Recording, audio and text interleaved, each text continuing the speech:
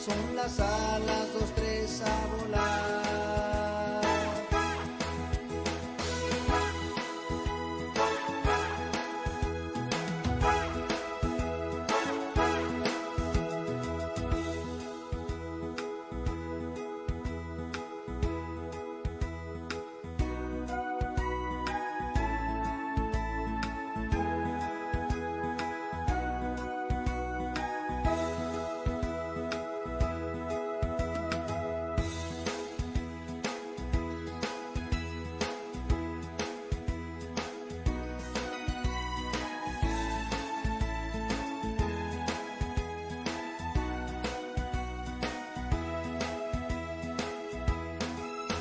Voz de hermano que insigne se eleva en la antorcha del ritmo sin par, melodía que azota la duela, cortan alas los pies a volar, y las manos se trenzan ardientes al fulgor del llamado final. En escena se vuelcan los sueños, son las alas, los pies a volar.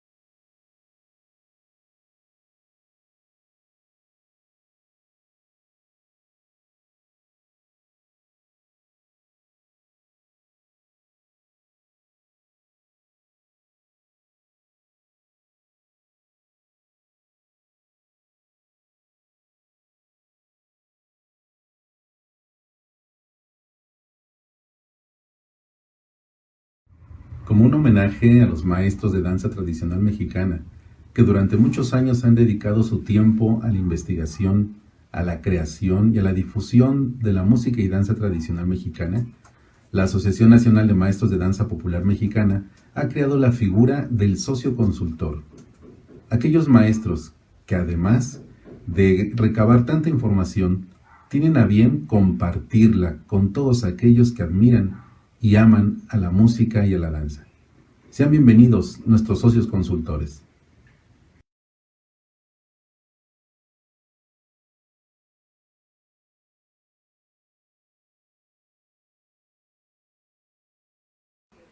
Ernesto Luna Ramírez, director escénico, coreógrafo, músico y bailarín. Nace el 28 de enero de 1961 en Casas Viejas, Tlacotalpan, Veracruz.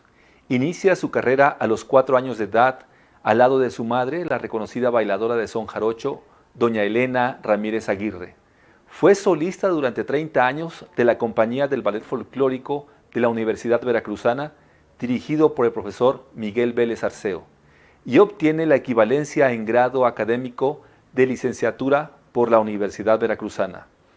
Actualmente es director y fundador de la compañía Jóvenes Zapateadores, del grupo de son jarocho Son Luna y director académico del Instituto Superior de Artes Escénicas Nandegui Jalapa, en la licenciatura de Educación Artística con énfasis en danza. Ha creado más de 60 coreografías y puestas en escena a nivel nacional e internacional con diversas compañías como el Ballet Folclórico de la Universidad de Guanajuato, el Ballet del Estado de Yucatán, el Ballet Folclórico del Ayuntamiento de la Ciudad de Villahermosa, el Ballet Folclórico del Ayuntamiento de Guadalajara, el Ballet Folclórico de la UAP, el Ballet Folclórico de South Texas College, entre otros.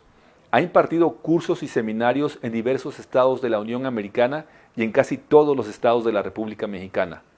Dentro de su obra más relevante se encuentra la coreografía del espectáculo Jarocho, dirigida por Richard O'Neill, con el cual obtiene el premio Las Lunas del Auditorio al mejor espectáculo folclórico del año 2006. La puesta en escena Veracruz, Veracruz, dirigida por Enrique Pineda de la compañía titular de teatro de la Universidad Veracruzana, y Vívelo, creado para la compañía Jóvenes Zapateadores. En 2016 es nombrado socio consultor de la Asociación Nacional de Maestros de Danza Popular Mexicana, Asociación Civil. Queda con ustedes el maestro Ernesto Luna Ramírez. Hola, ¿qué tal? ¿Cómo están? Me da mucho gusto saludarles. Me da mucho más gusto saber que están bien en casita y sobre todo que están en este congreso, que están en este curso, aunque es de esta manera, pero el ser humano siempre se va reinventando. Cuando nos reinventamos, esto nos funciona de alguna manera diferente, pero nos funciona. Así que les doy la bienvenida a esta plática que vamos a tener. No es conferencia, yo le digo que es una plática, es una conversación, en donde, pues sí, aquí va a haber uno que va a estar hablando, que soy yo, y del otro lado tú me estás escuchando. Así que quiero aprovechar también para darte las gracias por estar. Sin ti este congreso, este curso no funcionaría. A ti, maestro, que estás tomando el curso. También quiero agradecer a los organizadores, obviamente, a la mesa directiva, a nuestro delegado de Veracruz, por esta invitación que me ha hecho y que me han hecho todos como socio consultor. Muchas gracias. Y el tema que nos trae aquí es los antecedentes de la escenificación de la danza folclórica. También los elementos que pueden darse dentro de la escenificación, la importancia que tiene todo esto, ¿no? Y bueno, desde la creación de los primeros grupos folclóricos escénicos hasta la fecha, las nuevas propuestas dentro de estas agrupaciones han buscado crear puentes entre la tradición del pasado y los nuevos actos sociales por medio del arte. Esto abre nuevas posibilidades para la experimentación escénica. Por lo tanto, cuando estoy hablando de los antecedentes, el antecedente es aquello que antecede, que precede, que es anterior a una cosa, o aparece durante otra cosa. Ese sería un antecedente. Y la escenificación es aquella acción o efecto de poner en escena una obra dancística, una obra teatral o una obra musical. Por lo tanto, una vez que hablemos de este antecedente, vamos a tener que nombrar y hacer mención de los generadores de estos antecedentes, que son los maestros de danza, los maestros que se sumergieron en aquellas misiones culturales que les llamaron, ¿no? La cultura mexicana se identificó con lo prehispánico y lo folclórico en el México posrevolucionario. A partir de la posrevolución es cuando surge lo escénico, es cuando surgen estos aires en México, con Vasconcelos, ¿no? Cuando le da entrada a la Secretaría de Educación Pública, incluyen la danza, incluyen la educación artística. Por lo tanto, va a ser muy importante. Fíjense que cuando menciono lo prehispánico, estamos hablando de algo que realmente hasta la fecha no se conoce, no se sabe si fue o no fue, solo porque hay simbología, porque hay escritos, porque hay detalles en las pirámides, en las culturas como los concheros, las danzas aztecas, pero aquí surgen personajes que llegan a México antes del año 1929, llegan personajes a estudiar precisamente lo prehispánico, ¿no? Y de ahí tenemos muchos datos. Y cuando hablo de lo folclórico, hablo de lo conocido, de lo que ya está palpable, de nuestros repertorios que surgieron a partir de estas misiones de las cuales te voy a hablar en un momento. La danza tradicional desempeña un papel importante dentro del sistema educativo nacional, así como en el aspecto social y escénico. Con las misiones culturales se inicia el registro de la música y la danza de las diferentes regiones de nuestro México. Maestros misioneros descubren la riqueza dancística y existente en nuestro país y la enseñaron y difundieron de una misión a otra, del medio rural a la capital, donde se centralizaba todo, a la Ciudad de México, al famoso Distrito Federal. Y así surgen los famosos festivales escolares y posteriormente transmitieron sus conocimientos a bailarines profesionales y a maestros de las compañías de danza del país. De esta manera se va generando ya y se va preparando toda esta cuestión a la que le vamos a llamar lo escénico. Estos movimientos sirvieron de inspiración a coreógrafos extranjeros y nacionales para crear la danza escénica mexicana. Por lo tanto, una nueva forma de expresión en el clima nacionalista de esa época. Y me voy a permitir decirles también que todos estos datos, todos estos antecedentes, pues están registrados. Unos están trabajados por el CENIDI Danza, por el CID Danza, César Delgado y muchos otros que se dieron a esa tarea de hacer esta recopilación o compilación o investigación documental de estos que antes eran unos folletos nada más, pero que a la actualidad nos dan una gran idea de lo que se estaba generando en la posrevolución, cómo viene este resurgimiento. Y estamos hablando de 1921, a la fecha, cómo se fue generando y cómo se fue moviendo esto. Para este momento, sí me voy a permitir, pues nombrar algunas personas, no es el orden, pero cuando esas misiones se gestan o se generan por una necesidad, insisto, voy a dar unos nombres aquí, y no tienen que ver con que ellos hayan sido los primeros, sino que hablamos de esa posibilidad, de esa gama, de una década posiblemente, ¿no? Y uno de los más mencionados o más cercanos a estas misiones, creo que era el maestro Marcelo Torreblanca. Otros que no son muy nombrados o no muy conocidos como Luis Felipe Obregón, Francisco Amezquita y Federico Hernández. De ahí me puedo ir a alguien con el que voy a hablar, del que voy a hablar después, como Hipólito Seivin, las hermanas Acosta, Adela, Linda y Amelia Acosta, las hermanas Campobello, Nelly y Gloria, Amalia Hernández, Miguel Vélez Arceo, Felipe Segura, Guillermo Arriaga, Rafael Zamarripa, Antonio Rubio, José Luis Cárdenas Girarte, María del Refugio Brambila Mizcuca, Menalio Garrido, Rosa del Carmen Dehesa, Marta Molina, Jaime Buentello, Héctor Fink, Artemisa Barrios, Silvia Lozano, Nieves Paniagua, Josefina Lavalle. Estos son algunos de los nombres que aparecen de esas épocas, de esos movimientos hasta la actualidad.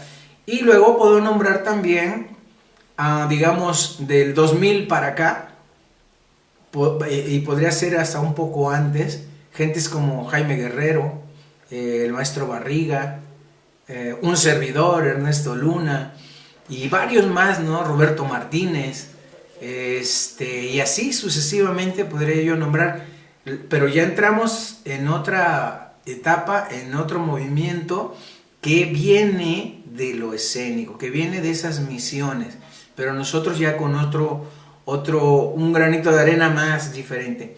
Les voy a hablar de un personaje que posiblemente ustedes no conozcan. Este personaje es ruso, o era ruso, y llega a principios de siglos a nuestro México, precisamente para investigar lo prehispánico, para investigar los códices. Eso es muy interesante porque gracias a él nos deja varias cosas aclaradas y surgen movimientos de posiblemente, no digo que sea así, posiblemente de Amalia Hernández y posiblemente del maestro Zamarripa, Rafael Zamarripa, con su Perro de Fuego o con esta escena de los concheros, de danza de concheros que pone Amalia, ¿no? Tan guerrera, tan energética. Puede ser que a partir de ahí hayan tomado esos elementos, aparte de los que tenemos ya registrados. Estoy hablando de Hipólito Seivin. En 1929 se tiene ese antecedente de que Hipólito Seivin, ruso de nacimiento, ofrecía cursos en la Ciudad de México, cursos gratuitos de danza. Y pues adaptaron un espacio ahí en la Secretaría de Educación Pública, en un salón donde él regalaba estas clases, y mucha gente se fue acercando ahí, y la misma secretaría pues tomó nota del asunto, ¿no? Y gracias a eso, que este maestro empieza a implementar estas clases, se crea la Escuela de Plástica Dinámica, una de las primeras escuelas que se crean ya por la Secretaría de Educación Pública. Esto generó que en 1932 las instituciones culturales del Estado mexicano decidieran dar un impulso definitivo a la enseñanza de la danza en México. Este dato nos lo da César Delgado en el CIT Danza en 1985. Gracias a Hipólito empieza entonces e inicia el movimiento escénico nacional. A partir de ahí, claro, después él no fue director de esta escuela plástica, era asesor nada más, otro fue el director, y en unos añitos después, bueno, quitan ese formato y se crean otros. Es decir, había tanto movimiento a favor de la danza que creo yo que se indigestaron. Es mi forma de verlo. Cuando no sabían ni qué había tanto, bueno, algo ocurrió ahí que no nos los dan los antecedentes. Ya esa es ocurrencia mía, y tú en casa podrías decidir, bueno, si es verdad, no es verdad, puede ser, ¿no? Pero te invito a que tú también pongas tu granito de arena e investigues.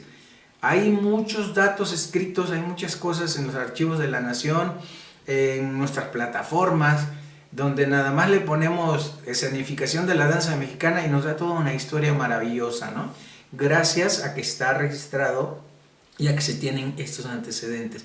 También parte importante de los nombres que di hace un momento son las hermanas Acosta. Estas se dice que llegan allá por 1901 o 2, algo así, con estas compañías que llegaban de Europa, italianas ellas, y se quedan en México y empiezan a hacer esas carreras de danza, ellas como primeras bailarinas, y empiezan a crear a bailarines profesionales. Y entonces ellas se encargan de crear las primeras generaciones de bailarines de danza, ¿no?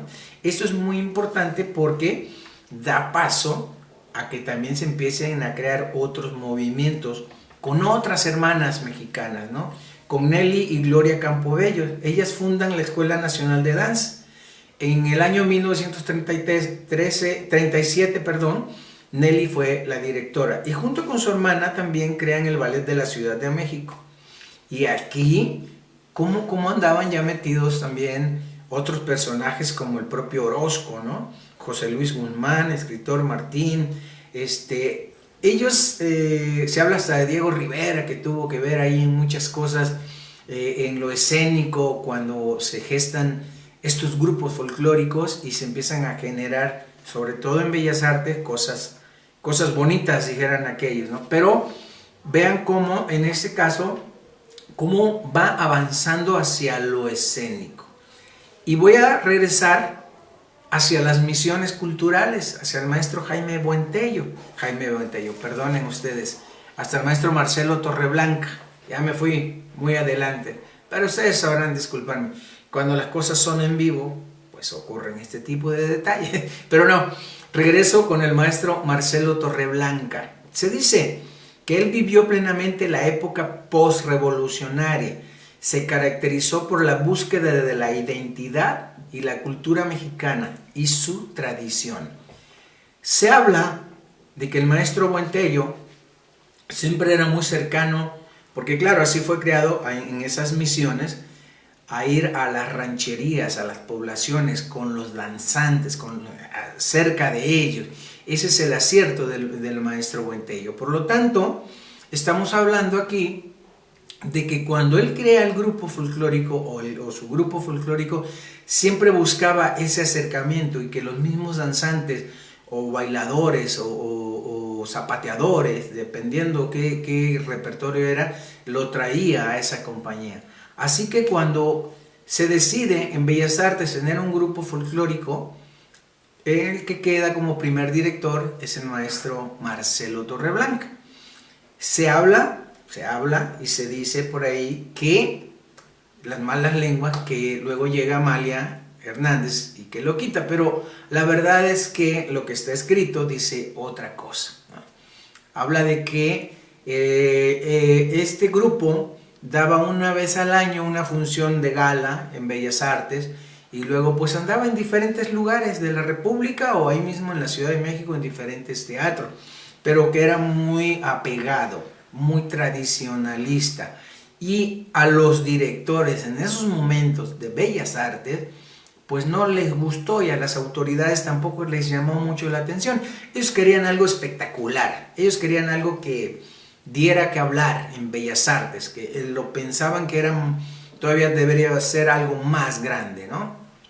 Es ahí cuando, bueno, Amalia Hernández, que ya también tenía tablas en todo este asunto, Amalia Hernández, que ya tenía mucho conocimiento de la danza y mucho roce con rusos, con checos, con gente del extranjero en cuestiones dancísticas, pues bueno, empieza a crear esta compañía que bueno, ya participaba en la televisión, ya tenía shows, ya tenían presentaciones diferentes, y ahí es cuando hablamos ya de lo escénico, pero de lo escénico, digamos, ya hasta el espectacular, hasta una onda de show, ¿no? Porque era lo que ya venía fusionando. Una mujer que tenía contemporáneo, ballet, tap, danza española, que estudiaba en esas épocas según los registros, pues es obvio que buscar algo que identificara de una manera diferente lo escénico. De ahí que hasta la fecha siga siendo puntual, siga siendo actual, ¿no? Fue tan grande ese movimiento de Amalia Hernández que ahora sigue como si fuera todavía nuevo. O sea, no le piden nada a los otros grupos nuevos según que hacen algo escénico, experimental, digamos. En ese caso, ella ya plasmó lo contemporáneo, lo clásico, con la gente que maneja y que trabaja. Entonces se habla de que le hablan a Amalia Hernández allá por el año 59-60 y bueno, nace esta compañía con este formato que bueno, de alguna manera algunos, no todos, pero algunos pues han seguido, ¿no? O siguen paralelamente a un lado, como rémora del tiburón, y queremos buscarle algo diferente, pero la verdad es que honor a quien honor merece, y en ese sentido, bueno, lo escénico explotó. Sin embargo, también tenemos aquí algo que retomar en el caso de cuando se habla de que el maestro Marcelo Torreblanca buscaba esa identidad, ¿no? Muchas veces confunden la identidad con la tradición o con la costumbre o con la cultura inclusive, ¿no? Es que es su identidad. Bueno, la identidad, esta se encuentra en un estado permanente de evolución, porque todos tenemos el poder de reencontrarnos. Nosotros mismos podemos crear una nueva identidad más fuerte que nos ayuda a lograr nuestros sueños y metas. La clave de la identidad es tomar el control consciente de las creencias que estamos construyendo acerca de nosotros mismos. Por último, nuestra identidad puede reinventarse constantemente y evolucionar si así lo deseamos. Sin duda, se requiere de mucha decisión y estar dispuestos a realizar un esfuerzo diario para conseguirlo. Ahora, por otro lado, la tradición. Tradición, así como lo dice el manual, entregar o transmitir. La tradición es transmisión de costumbres, comportamientos, recuerdos, símbolos, creencias, leyendas. Para las personas de una comunidad, lo que es transmitido se convierte en cultura. Las celebraciones, las ceremonias, las fiestas de carácter, digamos, recurrente, compartidas por la sociedad, así como todas las expresiones del folclore, en general forman parte de la tradición. Etnográficamente, La tradición revela un conjunto de costumbres, creencias, prácticas, doctrinas y leyes que se transmiten de generación en generación y que permiten la continuidad de una cultura o de un sistema social. Eso es lo que nos dice la etnografía en cuestión de la tradición. Ahora, también tendemos, o algunas personas tienden a entender mal la costumbre. La costumbre es parte de esa tradición, va incluida, uno va incluida en la otra. Por lo tanto, aunque es parte de la tradición, es caracterizado por aquellas cosas que se practican habitualmente en una determinada cultura. Esa sería la costumbre, es decir, puede haber una costumbre colectiva, simbólica. Un ejemplo de ello, ahora que estamos en épocas navideñas, decembrinas, pues la costumbre colectiva de poner el arbolito, de adornar el pesebre y todo, esa es una costumbre, ¿ve? Y es simbólica, pero puede haber de alguna manera la costumbre individual no simbólica. Un ejemplo de la cultura, de la costumbre individual. Yo, Ernesto Luna, me levanto temprano para ver el amanecer. Es una costumbre. O la costumbre es de lavarme los dientes, pero es una costumbre y no es simbólica. Ya que quedó entendido o comprendido que identidad, tradición y costumbre son cosas diferentes, aunque van embonadas en lo mismo, pero son cosas diferentes, me gustaría pasar a otro movimiento muy importante de estos antecedentes escénicos de la historia de la danza, y mencionar estos movimientos del seguro social y del movimiento magisterial que se da también ya en otra época, hablando de los 60s, que es cuando explota también todo eso, 50 y tantos, 60, porque aquí tendríamos que mencionar, por ejemplo, al maestro Miguel Vélez Arceo y al maestro José Luis Cárdenas Quirarte de Guadalajara, que entre otros detonan lo que es el movimiento magisterial y el movimiento del seguro social. Siguiendo esos misioneros, el maestro Miguel Vélez viene de esta parte donde el seguro social está haciendo un movimiento muy grande a nivel nacional y empieza a crear en cada estado sus clínicas en las cuales les ponen albercas, buscando un poco esta onda de la salud, pero que tiene que ver con estos maestros, cómo se empiezan a proyectar. Y bueno, mientras que el maestro Cárdenas está trabajando en Guadalajara y hace su movimiento, el maestro Miguel Vélez en la misma Ciudad de México empieza a crear algo muy especial, como es agarrar a las familias, a los niños, a los jóvenes, a los abuelos, a los cantantes, a toda esta familia que hace alguna actividad artística y las junta, y es un gran acierto porque entonces empiezan a ver coros, empiezan a ver los músicos familiares, los bailarines, todo este rollo familiar, y que de alguna manera crea un movimiento bastante grande a nivel escénico. Después él ya en los 64 me parece que llega a la ciudad de Jalapa, Veracruz, y ahí sigue con este mismo emblema de lo familiar y trabaja en la Normal Veracruzana aquí en Jalapa, enseñando y creando maestros en la educación artística, en la educación normalista, cosa que en el 75 las autoridades ven todo ese movimiento que hace aquí en Veracruz y lo llevan a la Universidad Veracruzana. La Universidad Veracruzana lo que les ofrece con el licenciado Roberto Bravo Garzón es una unidad de arte a nivel profesional, y a él le ofrecen una compañía a nivel profesional que junto con el maestro Alberto de la Rosa Sánchez crea el Tlenhuicani, y es una compañía emblemática, es una compañía que rompe fronteras porque la misma universidad así lo propicia, así lo hace, así lo crea. Entonces ese movimiento también tiene que ver mucho. El maestro Vélez en ese caso, creo que siguiendo los pasos del maestro Torreblanca, solo que él muy vivo porque va a las comunidades, lleva antropólogos, lleva a los músicos, se aprenden las cosas, vienen a escena y le dan otro toque, le dan otra chispa, lo escénico que él entendía en ese momento, y que hasta la fecha es el sello de él. Él traía algún informante y a la semana que se iba el informante, él eso lo desbarataba, los trazos, y hacía cosa mágica.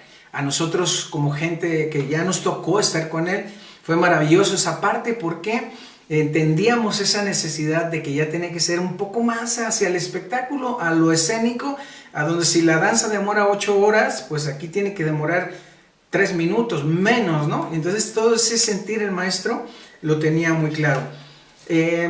Son cosas que me gustaría comentar más adelante en alguna oportunidad que tengamos para en vivo ya y en presencial, pero bueno, el tiempo se nos acaba y como les decía, los elementos en la escena, solamente nos queda poco tiempo ya para mencionárselos.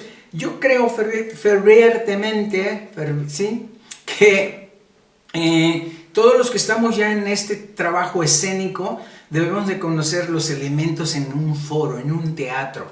Es decir, qué es la luz, cómo se maneja la luz, cómo podemos manejar los diferentes elementos que tenemos escénicamente. Por ejemplo, ¿tú sabes lo que es la drapería? La drapería es como de trapos, ¿no? De traperías. Pues es eso. Todas las telas que contiene el foro, desde el telón de boca, esos telones que vemos a la entrada maravillosos y preciosos, bueno, pues eso se le llaman telón de boca y o boca escena. Y esos telones, su funcionamiento puede ser en guillotina o puede ser en solapa, depende de la forma. Y ese copete que tienen arriba los telones de boca, pues es el bambalinón. El bambalinón hace nada más una forma así de adorno, ¿no? Pero pues tiene que ver con que después, junto con las bambalinas, que son las otras cortinillas que van adentro, abajo de la parrilla y tapando las lámparas, pues hacen ese trabajo, que todo se vea solamente por donde sale el rayo de luz y apoyan en todo ese sistema. Luego seguimos con las piernas de desahogo, que son estas telas que caen a los lados y que finalmente nos hacen desaparecer de escena. Tenemos otro como el comodín, que es otro telón que lo podemos acomodar, como bien lo dice su nombre, donde nosotros querramos, para aforar o desaforar un espacio. Una gasa que también sirve para que con la iluminación, con ese apoyo, sea una imagen bastante suave, tenue. En fin, la manga es algo que se amarra en la parte de arriba oculta, allá por las bambalinas, donde yo puedo tener papel picado, globos, cualquier cosa, que cuando requiera la escena volteo eso desde ahí arriba y cae. Esa es una manga. Luego tenemos el telón de fondo o fondo negro, que ese siempre está en los teatros. Detrás de él siempre está un ciclorama que puede ser arena azul o blanco, y eso me sirve puedo quitar el de fondo negro y en este caso pues puedo pintarlo de color con las contraluces, con todo esto que sería la iluminación para darle un color al fondo, ¿no? Luego, no menos importante, podríamos ver la cuestión del elemento iluminación. Debo conocer entonces cómo es mi luz frontal, de dónde viene la luz frontal, si está en un puente o por qué está en un puente. Es esa luz que tiene el público allá atrás arriba, que te pega de manera frontal. Si yo estoy en escena me pega de frente.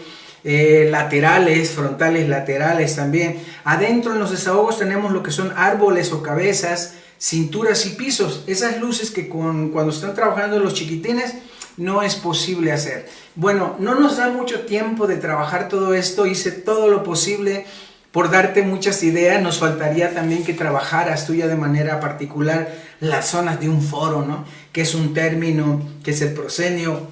¿Por qué arriba? ¿Por qué abajo? Sin embargo, el tiempo nos come, se nos termina y debemos de terminar un tiempo perfecto, ya que todo esto pues nos conlleva a que estemos todos en tiempo y forma. Yo quiero agradecerle una vez más al comité, a la delegación por esta invitación, y a ustedes, maestros, mis bendiciones y que estén bien. Síganse cuidando, los quiero mucho, y todos por la danza. Muchas gracias.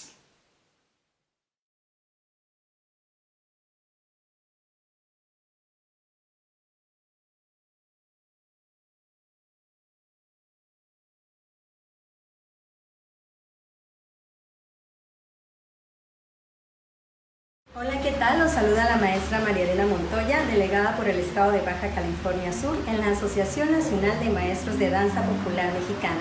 El día de hoy tengo el honor de presentar a una gran personalidad del folclore en nuestro estado.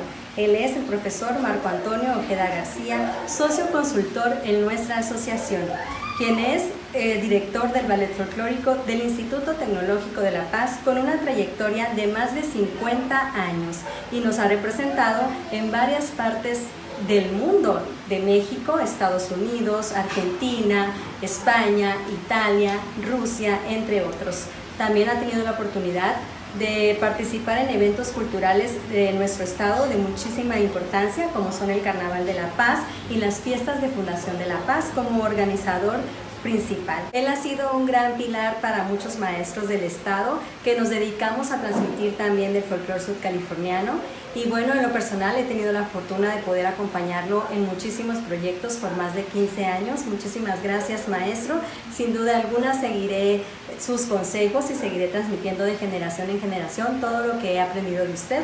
Y bueno, sin más preámbulo, los dejo con él esta tarde porque va a compartir un poquito sobre la estilización de la danza folclórica.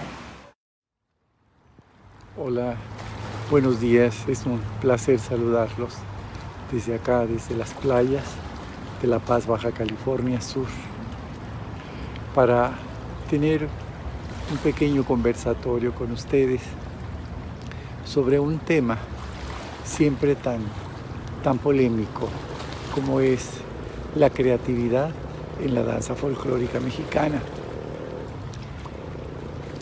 Venimos desde tiempos modernos, digamos de los años 60 para acá, cuando se incluye en nuestro vocabulario la denominación ballet folclórico. Y el ballet folclórico es una rama de la danza mexicana que alberga a las nuevas creaciones en donde se permite tomar el folclore de las diferentes regiones y hacer con ellos trabajos creativos. Se puede manejar algunas innovaciones en el vestuario, también se puede hacer algunas innovaciones en las coreografías, en los trabajos de parejas, en el movimiento de las faldas, etc. Y nosotros siempre tratamos, ante todo, no en el deseo de alterar, no en el deseo de modificar el baile, sino darle un sentido escénico espectacular, que haga que el número a presentarse sea mucho más llamativo, ¿verdad? Que cautive, que tome y capte la atención de la audiencia y se sumerja más en lo que es la amplia gama de posibilidades que ofrece un escenario teatral principalmente. No habremos de abordar lo que son las formas tradicionales porque todas las conocemos. Hay maestros puristas que se encargan principalmente de cuidar que todos estos bailes permanezcan lo más puros. Indudablemente que saliendo desde su lugar de origen, pues sufren las alteraciones propias del paisaje, del ámbito de la fiesta, etcétera, que nos hace verlos de una manera pues ya no en su lugar, sino más bien sobrepuestos, aunque se respete al máximo, ya no está dentro de lo completamente auténtico. Porque llamemos auténtico cuando se realiza en su entorno, en su lugar, en donde se ha creado, en donde se viene recreando a través de los años, en donde lo hacen las gentes propias del pueblo, con las músicas propias del pueblo. Entonces podríamos decir que todo eso es totalmente auténtico, ¿verdad?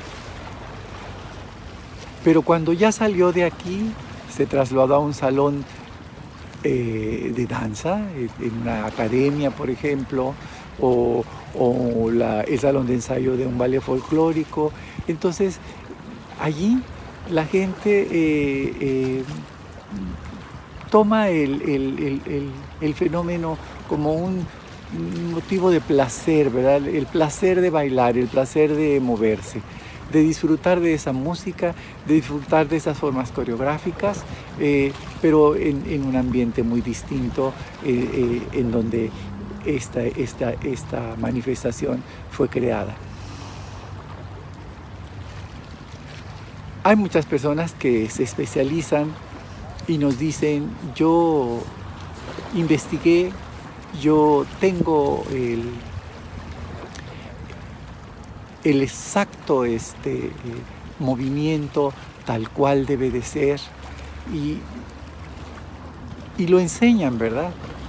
Y además señalan y subrayan de que son totalmente originales, sin pensar que en el momento mismo que ellos, siendo oriundos de esas tierras, salieron de sus lugares y se trasladaron a otras partes, y en esas otras partes implantaron, ¿sí? Implementaron todo para hacer una recreación lo más cercana posible a lo real, a lo auténtico, y pues no resulta, porque eso ya está fuera de su contexto, ya está en el mismo baile en otro lugar.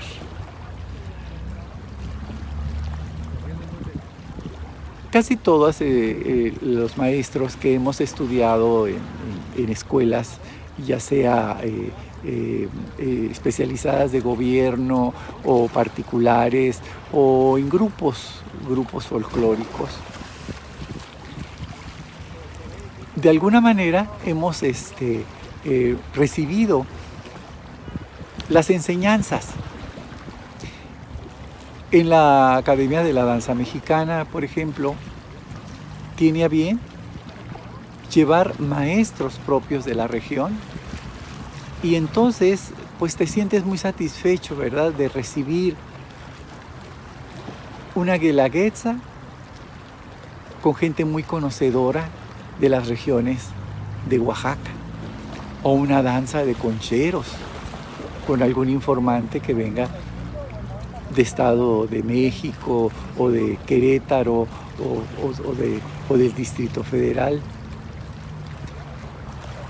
Y entonces nosotros trasplantamos el trabajo aprendido en las circunstancias en que fue enseñado y en las circunstancias en que fue aprendido. Entonces nosotros inmediatamente lo que hacemos es llevarlo a nuestros lugares de orígenes, a nuestras escuelas o con nuestros grupos, y montarlo tal cual. Ya no encontraste el material propio para hacer los vestuarios cual deben de ser. Lo que tú haces inmediatamente es hacer adaptaciones, ¿verdad? Que este no es brocado, pues que le pongo algo que se parezca al brocado, que esto no puedo comprar muchas lentejuelas chaquiras, porque no hay tampoco quien lo borde, sino son los mismos alumnos quienes bordan los trajes, pero muchas veces no llevan el estilo, ¿verdad?, y el diseño que los indígenas hacen. Cuando vamos a hacer el trabajo escénico, resulta que el trabajo auténtico, la distribución de la coreografía no luce tal cual. Entonces habrá que hacer unas adecuaciones para que el público pueda apreciar los movimientos, y bueno, si eran en líneas horizontales, pues la vamos a poner un poco inclinada, que si estaban bailando en su lugar hay que ponerle un momentito, que se crucen, que se vayan, que se vengan, en fin. Pero en esas pequeñas alteraciones es cuando ya nos comprometemos mucho en la cuestión de lo auténtico.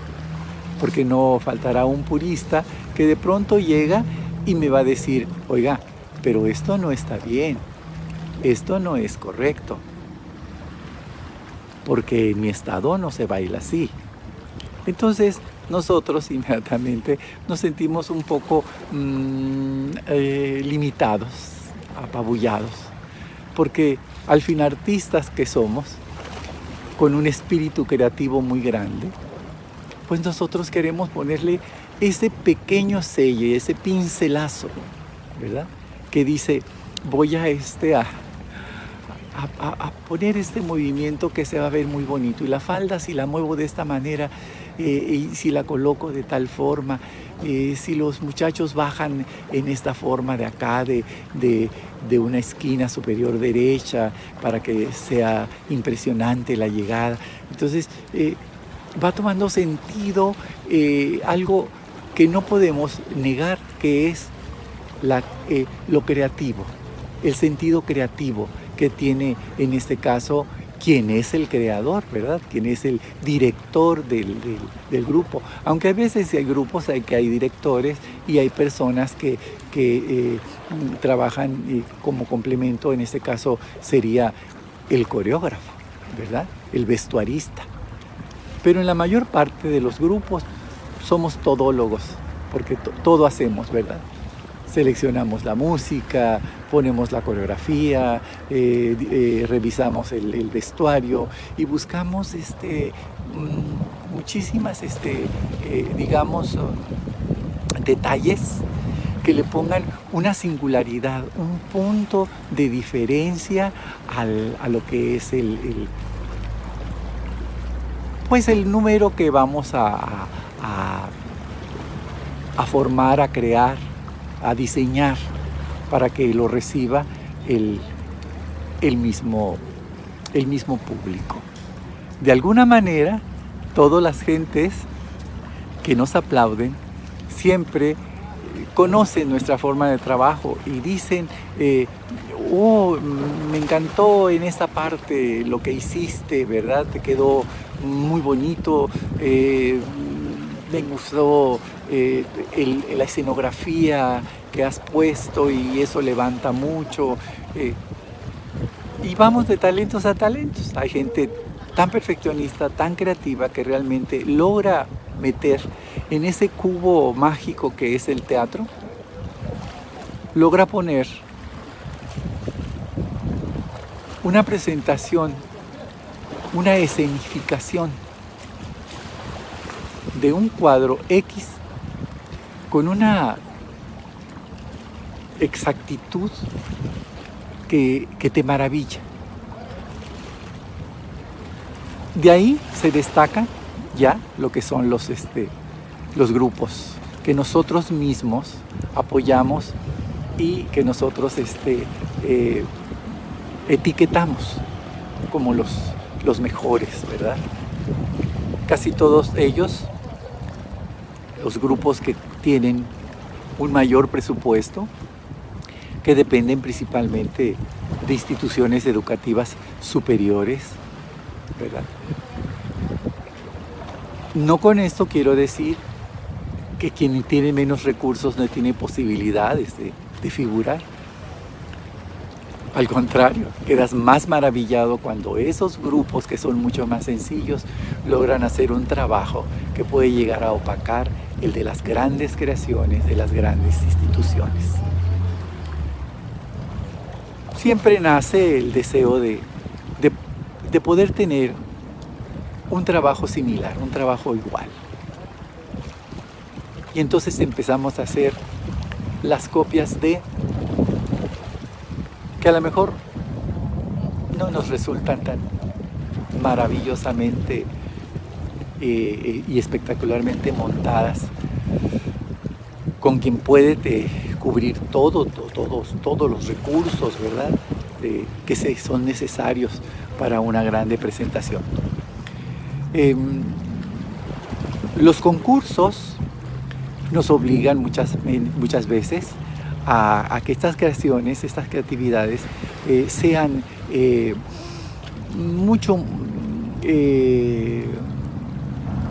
más llena de detalles que puedan impresionar a un jurado calificador y que pueda de alguna manera llevarnos a visitar otros, podríamos decir, recovecos que esconde la danza.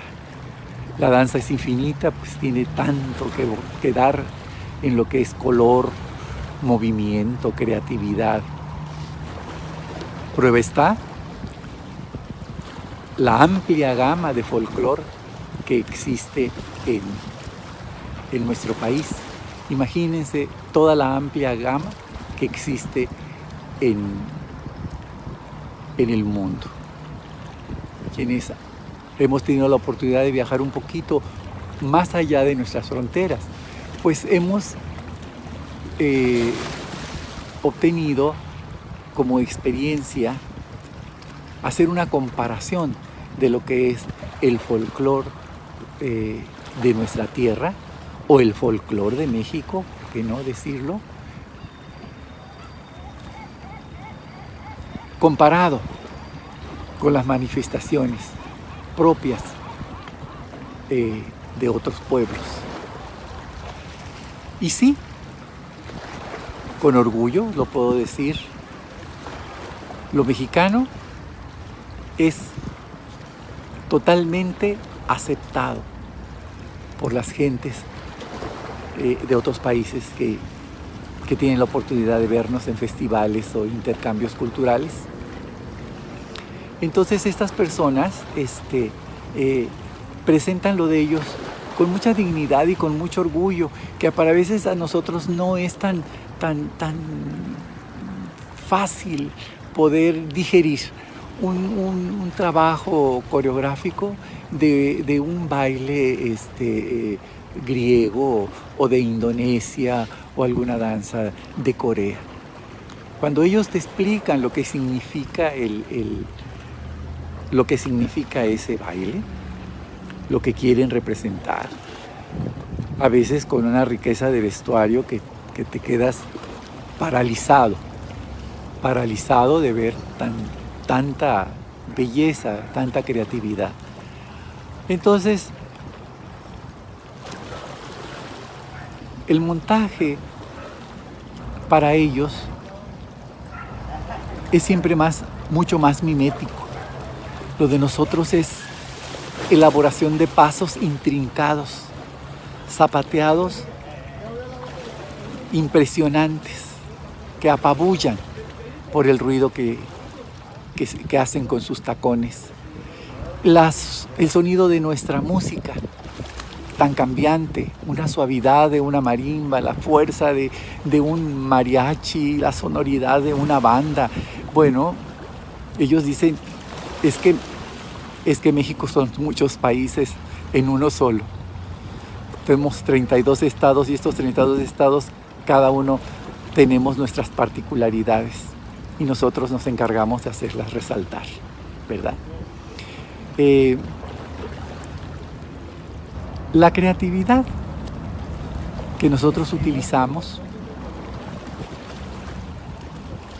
tiende a ir un poquito más allá de la connotación auténtica, porque nosotros como creadores de espectáculos queremos llamar la atención, queremos que el trabajo de nosotros sobresalga y de alguna manera aplicamos todos nuestros conocimientos, toda nuestra sapiencia en acrecentar lo que es la propuesta original que hace determinado baile.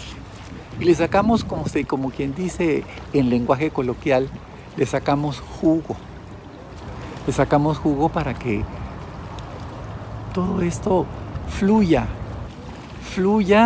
en un torrente de color, de movimiento, que el público lo recibe y lo ovaciona estruendosamente. Y viene el pago, viene la satisfacción. Entonces, la pregunta que se hacen muchos maestros ¿es buena la creatividad? ¿Es bueno aplicar la estilización? Yo creo que cada quien en su ámbito, cada quien en su contexto puede, sin alterar demasiado lo que el mensaje dancístico debe de dar, intentar borrar la idea original, desaparecerla, que se quede el movimiento, porque el movimiento, el estilo de movimiento te define y dicen, estos están bailando Guerrero, aquellos están bailando Yucatán, estos están bailando una polca norteña. Y fácilmente identificable, porque hay cosas que ya no se van a poder alterar, porque si vas a montar un número de determinado estado, vas a respetar el estilo del baile. El traje, ¿verdad? Ahora que la industria textil nos brinda grandes posibilidades de sustituir algunos telas caídas en desuso y que ya no fabrican y hay que sustituirlas por otras. Sucede hasta en los pueblos indígenas. Entonces, a veces nos vuela mucho la imaginación y creamos unos vestuarios sumamente espectaculares, totalmente espectaculares. Oh, qué bárbaro, qué maravilla de luces, colores, listones, encajes, huipiures. Y eso, acuérdense que el amor entra por los ojos, inmediatamente nos sentimos nosotros impactados ante la belleza de lo que es el vestuario. La música, si es en vivo, es totalmente que llevas un 10 en tu presentación, porque pues la música grabada la podemos obtener todos podemos obtener nuestra música grabada y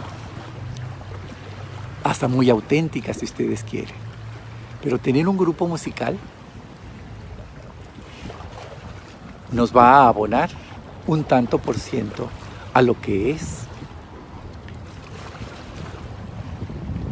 la espectacularidad de nuestro trabajo.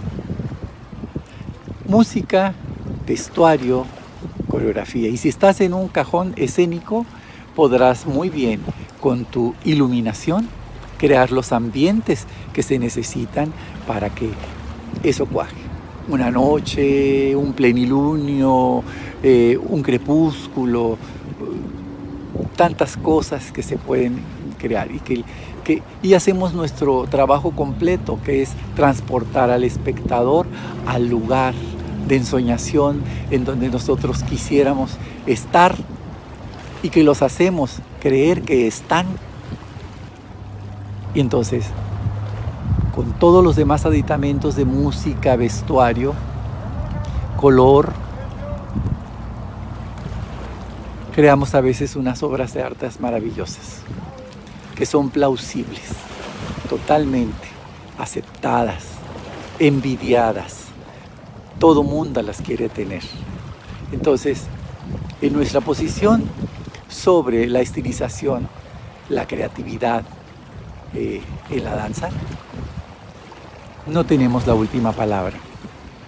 La última palabra la tiene la imaginación de quien hace y de quien crea. Porque tienes un listón. ¿Cuántas maravillas vas a poder hacer con ese listón?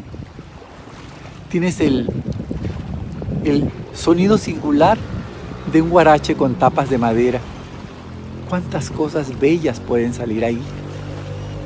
Tienes una danza estática que no tiene grandes desplazamientos, pero que tiene un zapateo perfecto. te ingeniarás para que eso tenga una lucidez impresionante. La tramoya teatral, cómo nos ofrece posibilidades de crear cosas mágicas, hasta volar si uno quiere por el escenario, ¿verdad? Entonces, mientras tengas las posibilidades de acercarte a cada una de estas maneras del folclore, todo lo tienes ganado. Yo los invito a conservar nada más una línea, que no toda la amplia gama de elementos que hay para hacer un trabajo escénico sea en afán de borrar lo que es la idea original. Defender primero la idea original, dejarla siempre como punto central y sí aderezarla con todos esos elementos de los que hemos platicado. Bendita sea la danza, que nos permite volar, soñar, crear, ilusionar.